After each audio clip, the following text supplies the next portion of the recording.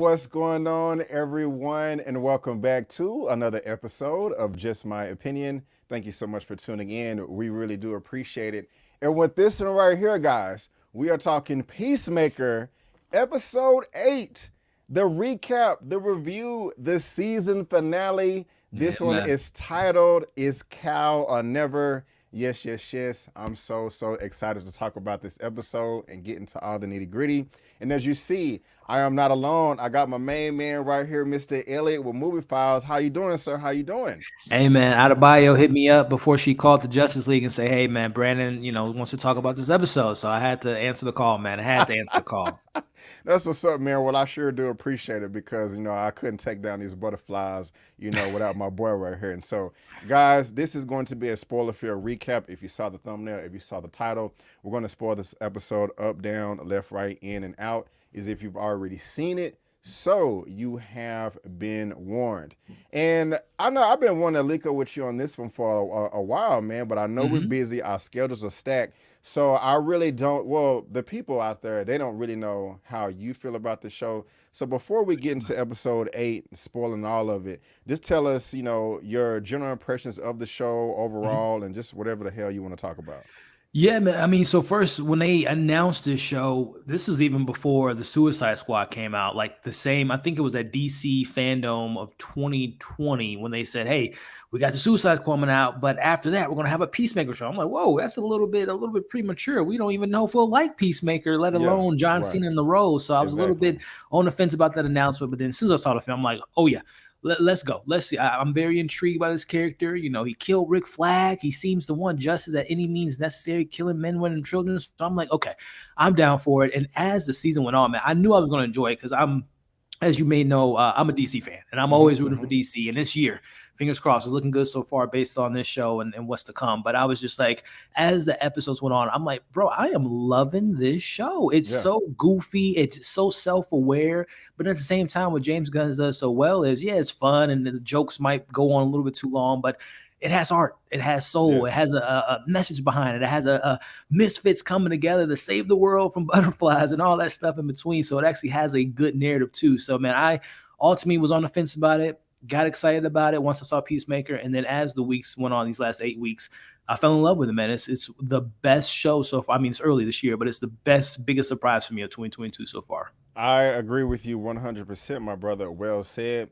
And it's just a great thing because it just came out a couple of days ago, or I think yesterday, that they was renewed for season 2. Oh yeah, yes so sir. That's just super dope right there. There'll be a link to this article in the description box. I'm not going to harp on this too much because this will be a topic most likely on Sunday. But the good news is that James Gunn is going to be coming back to direct and write all the episodes for season 2. And just real quick, also, guys, if you love what me and Elliot has to say, follow us on social media. Both our handles are on the screen. His information is in the description of this video. And like always, if you head over to my channel tab, you will see his YouTube page right there. It's just on my channel tab. He is right there on that second row. And bam, right there, about to cross that 20K subscribers threshold. So subscribe to his channel right now because you're going to get a lot of great content. Like, look, he already got his Uncharted movie review up and his Peacemaker breakdown that's going to be coming out. Was that tomorrow or later on today? A little bit later today, yeah. A little bit later today. Yes, so let me go ahead and get this man out of here. But let's go ahead and get into this real quick, man, or take as much time as we like. I absolutely love the season finale. I love the season. It's great. I didn't, when I was going into this episode, I didn't expect to be disappointed. I expected to be blown away. And I was. I mean, there were some things that kind of frustrated me a little here and there, but they were just little nitpicks that I can get over because the characters in the show are not, well, some of them are. But Adebayo, for example, Leota, she's not an expert marksman, survivalist. So if she kind of has a hiccup in the field, which we'll talk about, I can't really get too angry with her. I can get frustrated, but I can't get too angry. But overall, man, I really did enjoy this season finale. The only thing that bothered me, because I think you just mentioned that some of the jokes may have went a little too long. I kind of felt that way in either episode 4 or 5 with Vigilante. I was like, okay, all right, we got the intro, you're joking, but I think you just need to dial it back a little bit much. But yeah, man, I really did love the episode, and I'm really That's happy my with boy, by the way. Vigilante's my favorite character, man. how this turned out with her. Yeah, man. Is there anything about this episode that stood out to you the most that you just like clamoring to talk about, salivating at the mouth? I don't Or know. It was, a cameo that might have been the episode that, okay, I was speculating about for a while. I'm like, this is a Justice League threat level, these aliens invading the world. And yeah, we got some members that showed up. And I read an article. Jason Momoa and Ezra Miller were literally on set shooting that. That wasn't like they're in England shooting a movie and they're doing a green right. screen. They were literally on set shooting that scene. And I think that's pretty awesome, especially knowing that the DC universe is expanding this year. So that moment, I think, is definitely going to be the talk of the town. Yeah, and he dropped an F-bomb too, I was like, oh, we get Jason Momoa Yep. cussing in a DCEU a franchise, Yes, Of sir. course, these are just silhouettes of Superman and Gal Gadot Wonder Woman. I don't think that they actually got those in there. But while I did geek out the first time I saw this, the second time I was like, is this a bit forced, shoehorned in? Does it really? I mean, the last time we seen the Justice League was Zack Snyder's, cut. Yeah, last year. And what is his name? Ben Affleck, Batman, Bruce. He was talking about the table with, Justice Hall, getting all that. Right.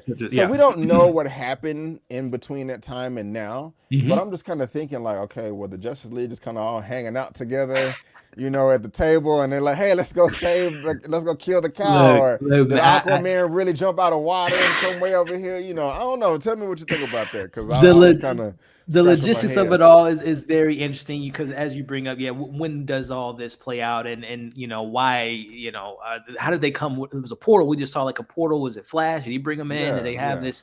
Are they using boom tubes that they had in Justice League movies? I mean, how did they get there? But I put that aside, man, because it was just so, because I think it does. It actually has a purpose, because if you remember, throughout this entire show, James Gunn was poking fun of a lot of our favorite characters. A la, first joke of the show was Aquaman having sex with other fish. And as we get that tie in to him and Ezra Miller talking, as well as, he mentioned that he knew the Flash and he went to Central City, and he might have had a child on his visit there. So I thought it was perfect that at least we get to see those characters that they reference to in the show. And also too, I think it's a little bit of, fun that these two characters that were in the show, they happen to have movies coming out later this year with Flash and obviously Aquaman.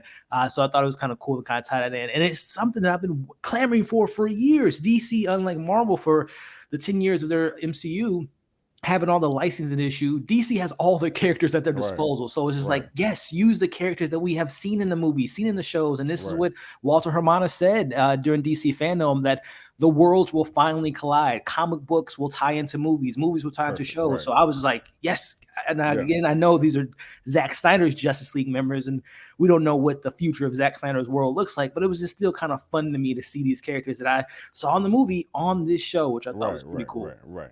So guys, don't beat me up in the comments. I'm not harping on the show that much. It didn't bother me. It's just something I don't really care if the logistics are off, but I am going to point it out. That's just what we do over here. But it was still cool. It was still fun. It's no big deal. I'm not going to write up a review. It doesn't make sense. It's not that serious to me.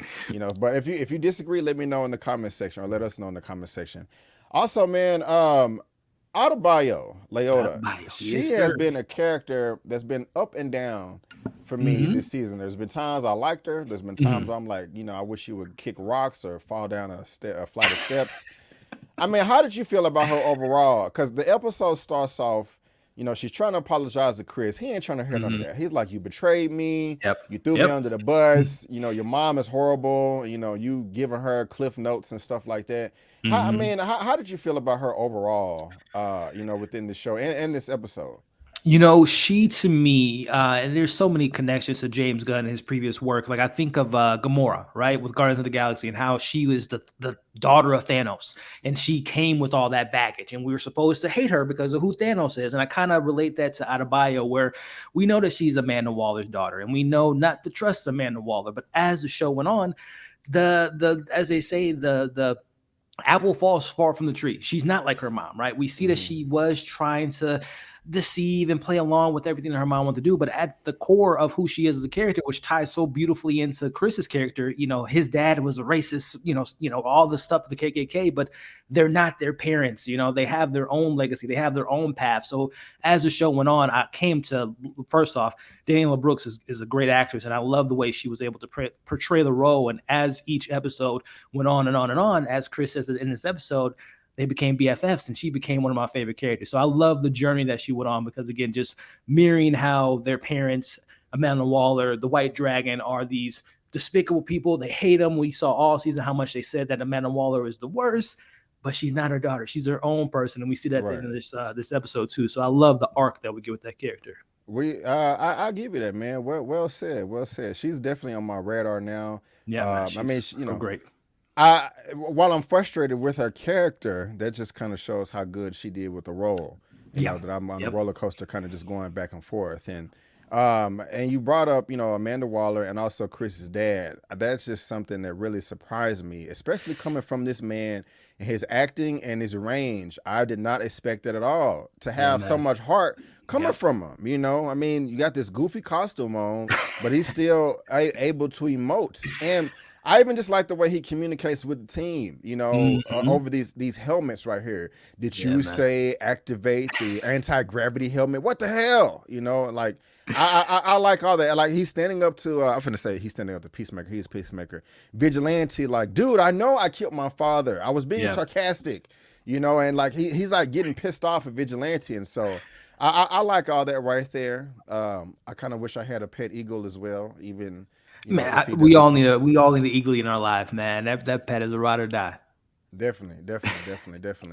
And I was talking about, well, what did you think about the cow? Let me ask you that. This nasty creature here. Yeah. Did that work for you, or I mean, yet again, I think as James Gunn has proven us, there's really no villain per se, besides obviously the White Dragon, but everyone had their kind of preconceived notions of the particular characters, whether it was Peacemaker, Adebayo, Hardcore, all Mern, everyone was kind of like on the fence with one another. And immediately when I saw the cow, I'm like, oh, this is evil. We need to kill it. We need to take it out. But as you learn, again, it's all about perspective. This is the food source of the butterflies. They're not here to take over the world. So again, I thought the creature design was very, huge, and they mentioned even compared to Starro. But yeah, I had compassion for the cow because again, it's not there to harm people. It's here to help people and to save the world. So again, the show is all about perspective. So yeah. I got you. Good point. Because Larry brought that point up as well too. He was like, he looked like the cow was hurt. Yeah. And pain or something, and it's doing this against its own will. And so exactly. It's just quite interesting that James Gunn can take a character that looks like a freaking like where is the picture at? I just lost it, but it looks like this right here and make you feel sorry for it, And so that's a talented man right there. So James Gunn, go ahead and give you some. He made us care for a talking raccoon and a tree that says 3 words. So yeah, he's good at character build. Very, very, very, very good at that. Very, very good at that. I was also kind of surprised to see this. I was like, damn, I thought we left this part of Chris right here. Oh, no, I still let him. He's still a killer. He's still a killer. If it needs be. How did you I like John Economos. Is this him going in here like this? One thing, help me out. I don't understand when the other guy came up to him like, hey, this is before he goes in, but when he was coming out the barn, he was like, hey, the human that you took over, why did he dye his beard that way? Mm-hmm. Why did he I don't understand why he didn't just make something up. Like, why did he tell his own true life story, his situation? I was kind of confused on that both times I saw it. You kind of put yourself out there with your team. I'm lonely and this is a pity party. Feel sorry for me. Yeah. But I mean, help me out, man. Can you break that down or explain it to me? Because it didn't really make much sense to me. Only thing I could think of, man, is is one of those life or death situations where you might see your death right in front of you, and he said, you know what, I might go out, and if I'm gonna go out, I'm gonna go out with truth. So his team was there, and he's like, if I go out, I'm gonna let him know that, hey, Chris, all those dye beard jokes really kind of got to me, man. So as your dad's haunting you, have my shame or my you joking around me haunts you as well. But no, I just think it was just just a matter of him just one. I mean, it did make sense because he does know the true story. It is him, and I think that if he was compromised as a butterfly, he would have said those same things, obviously with less emotion, because he did get emotional saying it. But I think it was just a matter of like, you know what? If I'm about to die, I'm gonna let you all know how I really felt about you guys making fun of my beard, which was actually a really good. Again, it was funny this whole season, but then James Gunn yet again ties it back to it means something. It has some merits. It has some grit. It has some emotions to it, and it was a pretty emotional moment hearing him kind of say that, because again, it's like yet again another character who is a misfit. You know, he's miscast in a certain way, and again, everyone thinks that he's just the butt of the end of the joke, but he has emotions just like everyone else. Yeah, man. Well, damn, you knocking it out the park, Elliot. I try, that's why I have you here, because I was kind of pooped. Like I don't know what's going on here, and I thought that Adebayo Leota was going to, activate the helmet on the radio because Hardcore gave her the signal, but she just stopped and was like, "Let me listen to this." I was just like, "What's going on?" But Economos, hey, you're a rider, you're a soldier. You stepped up. He saved the team multiple times this season. He did. With a chainsaw, with a truck. Oh yeah. He's come through a number of times, and so I just got to give him credit. But one of those frustrating moments that I was talking about earlier was when she dropped the walkie-talkie. Butterfingers. What are you doing? Butterfingers. What are you doing? But it actually ended up working out. I like their plan. How many charges can the helmet produce without being charged up? And I like that. I like that. Did you feel? Yeah. Did you? I mean, she was concentrating the second time, like activate sonic boom, and even it's surprising. I even like the acting from Sophie in this character when she was seeing her cow getting blown to smithereens. She's great, man. She was so great. Running back. She's one of my. I like all the characters in the show, but I was just telling like OneTakeBigDog, and I think the rest of the crew that she was one of my favorites as well. She knocked out of the park, man. She really did. Yeah, she was a true chameleon, and and this guy right here was just weird as hell. Captain Locke. yeah, he was. But man, this was it was a nice sequence with the sonic boom. I like how they did that. Just the little details. Hardcore was saying, like, hey, wait, let them go back into the barn and then do it again. Yeah, I'm like, yes. I was like, yeah, just she's the leader. This. Right, exactly. And it was nice, man. They was like, all right, we're gonna go on foot. He got his little Captain America Peacemaker shield. I gotta say, man, the shots, the setup of this, them walking up, the music, all of that, it was badass. I was like, yeah.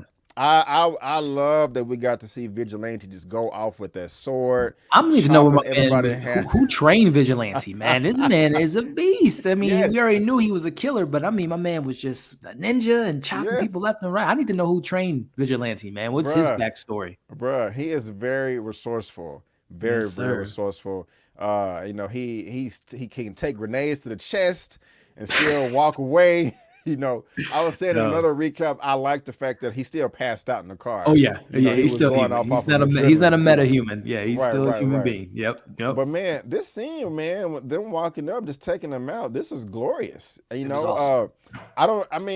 Peacemaker, I don't know how his shield flew out of his hand, but it was in the air, and he waited for it to come down and then shot it into somebody else. I was like, that is quite nice. It's very a la Captain America, how he was able to wield his shield and do all the little kinks and stuff. So he's had some experience with the shield, and I hope we see it again in season 2. Definitely. And I was at the edge of my seat too when Vigilante and Hardcore got shot.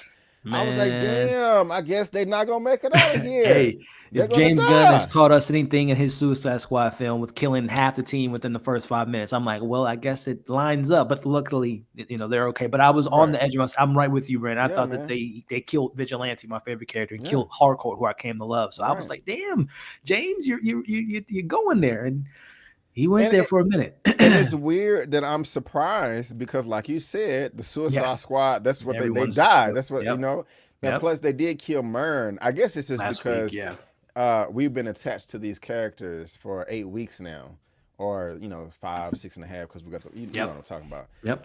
And so, but yeah, that the fact that you got me to care about these characters and me at the edge of my seat thinking like, oh wow, they may not make it out of here, and that's realistic, So yeah, now it was a bit of a stretch when Adebayo came out of nowhere with her ninja skills, but hey.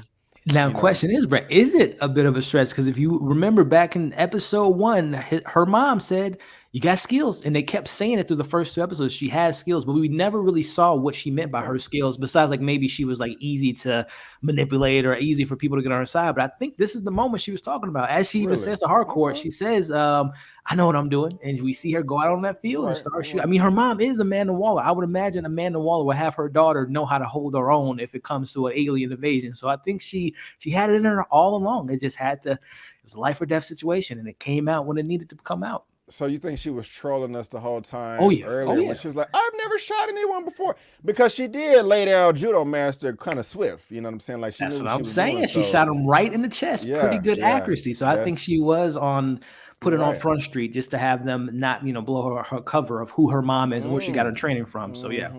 Okay, Adebayo, Elliot done figured you out, ma'am. Don't be playing dumb over here. Don't be playing dumb over here. We're gonna see if they bring that back to the forefront in season 2. Ooh, I hope so. I hope so. And all these images are black. I don't know, but yeah. So she came and saved the day, and then they go down there. I was not expecting Sophie to make the turn that she did. Yeah. I mean, and it really wasn't a turn. It was just like, a moment of desperation. I'm pretty sure if Chris would have went and clicked the lever, she probably would have shot him and killed him right after that. You know what I'm saying? Agree. So I agree. It was a nice little fight scene between them. I did appreciate that. And I mean, to take just a concept that's so stupid, torpedo, and to make it work is hilarious to me. Like he just look at that's just goofy as hell. I mean, just imagine reading that in the script or on the page. Like, okay, on his toilet bowl helmet. Right, you're gonna have this helmet on, and they're gonna say human torpedo, and it's gonna activate, and you're gonna fly into the wall, and it's like ha ha ha ha. But no, they have faith. Even the dance at the beginning, which I've never talked to you about, the intro song, they're doing this. It's like, how, I've seen the behind the scenes of that so many times. Again, it takes commitment, it takes trust in your director that he's not making you look stupid. And I never skip those intros. All 8 weeks, I watched every single one of them. Me too. You said there's a making of that online? Oh yeah, they have a behind the scenes of them doing this on YouTube. That tonight. Yes, it was they took them a couple weeks to choreograph all that stuff. And I think too, like Vigilante wasn't casted yet, or they had an actor in mind to play Vigilante, but his schedule didn't work out. So that was like a double doing Vigilante because Freddie Stroma wasn't casted yet. So yeah, it's a fun watch if you get some free time to watch that behind the scenes of them doing that dance sequence. Already, well, that's definitely something I'm gonna check out. So cool. But Sophie here, I love you, but you gotta go. You died. You're dead.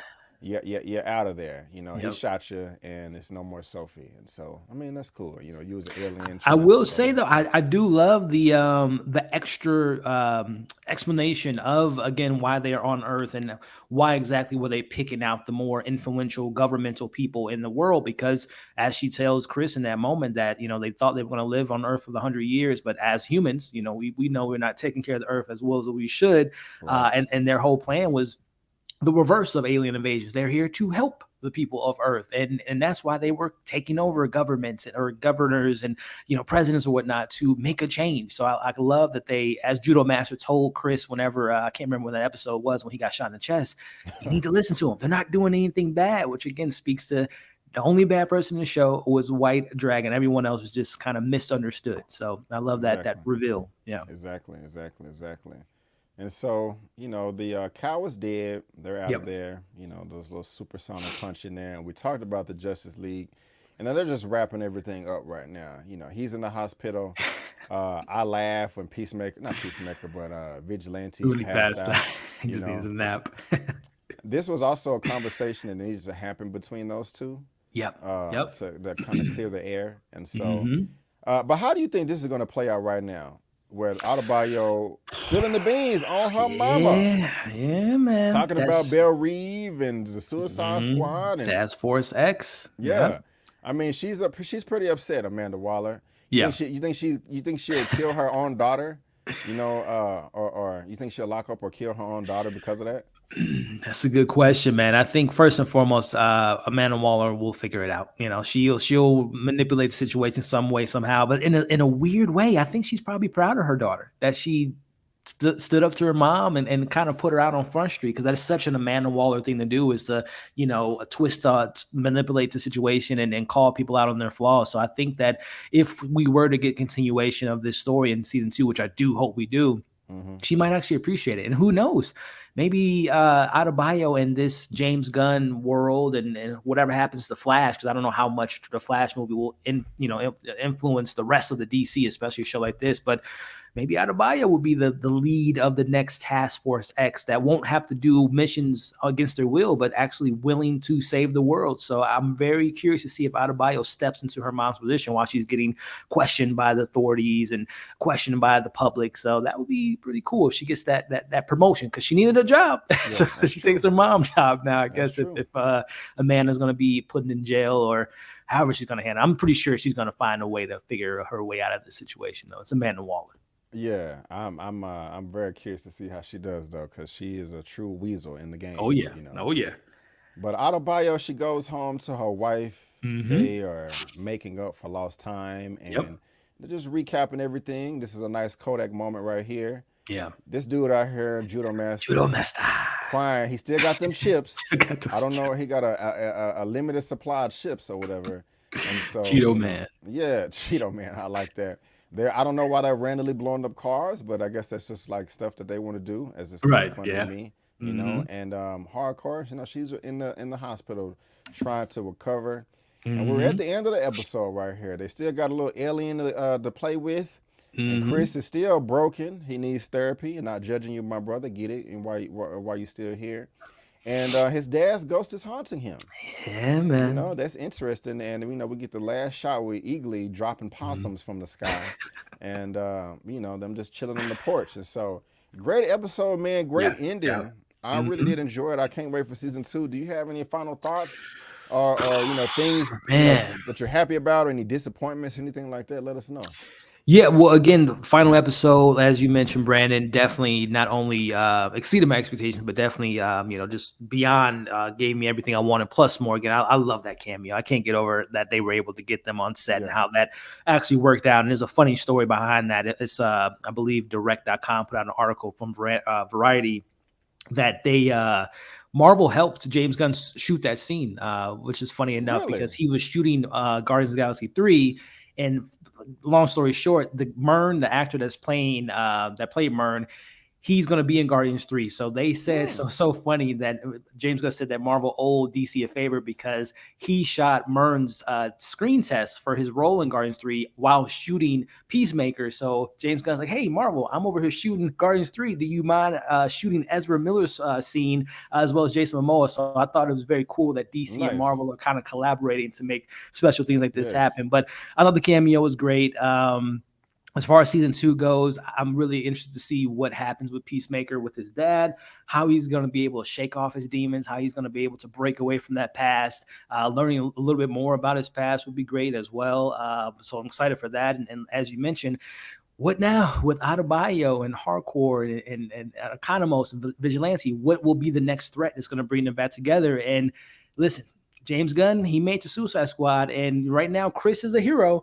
But you got to remember in the Suicide Squad, Bloodsport, Harley Quinn, Ratcatcher 2, and King Shark, they know him as a murderer. So I wonder how they're going to feel about him. Number one, they didn't know that he lived after they thought he died. So I wonder if Bloodsport, a.k.a. Idris Elba, has any beef with Peacemaker, and if that's going to be like maybe a threat. It's the new Suicide Squad versus maybe the old Suicide Squad with, everyone maybe having their feelings about how Chris is, and he has to change their perspective of who he really is this time. So I don't know if that's something to explore for season 2, because I would love to see that the Suicide Squad members have some type of appearance or whatnot. So, yeah.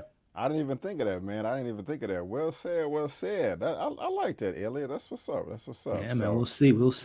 Yes, we will definitely see Well, ladies and gentlemen, boys and girls, that is going to wrap it up for us today for me and Elliot's Peacemaker episode 8 season finale recap. We really, really do appreciate it. Please make sure that you let us know what you thought in the comment section. Also, thumbs up the video and subscribe, not just to myself, but to this brother as well. And Elliot, before we get out of here, man, pub yourself. What is everything you have going on your channel, what you have right now that's coming up for all the good people out there? Yeah, man. Well, first and foremost, man, appreciate you having me on. Again, I'm a DC fan. I am so excited for this year with this show and Black Adam and the Batman coming in a couple weeks and Flash and Aquaman. So 2022 is the year for DC. We can finally get our stuff together. So I'm really excited for that. But thank you for having me on, Brandon. And I can't wait to celebrate with you. Hopefully in the coming days, you got a big milestone coming up that I'm excited to be a part of. Hopefully, but congratulations for you for all that success, my friend. But yeah, as far as to come, as you guys can see on the screen now, dropped my excuse me, Uncharted review not too long ago. Got Peacemaker dropping next at 5 p.m. Central Time today. Later tonight, we're talking Texas Chainsaw Massacre. And then over the weekend, we got Euphoria, episode 7. I can't wait to see what that play looks like. And then in the coming weeks, we got The Batman, which I'm so excited for. Speaking of more DC, and March is looking like some other great stuff with Moon Knight and all the good stuff coming out. So yeah, a lot of stuff to come on the channel in the next few days. Right on. And guys, remember I was talking about season 2. Link for this will be in the description box of this video. If you forgot where to find Elliot, he's on my channel tab right here. And me, myself, all I have is my Better Recaps episode 1 through 3. But the next coming days, this whole row is going to be filled up with a bunch of other content that I'm just going to have stacked. So just make sure you subscribe to my channel as well so you can get all of that good stuff. But ladies and gentlemen, boys and girls, I want to thank you again so much for tuning in. And before you go, don't forget that I'm B. Avery, and that's Elliot, and that's just our opinion. Peace out, and we'll see you next time.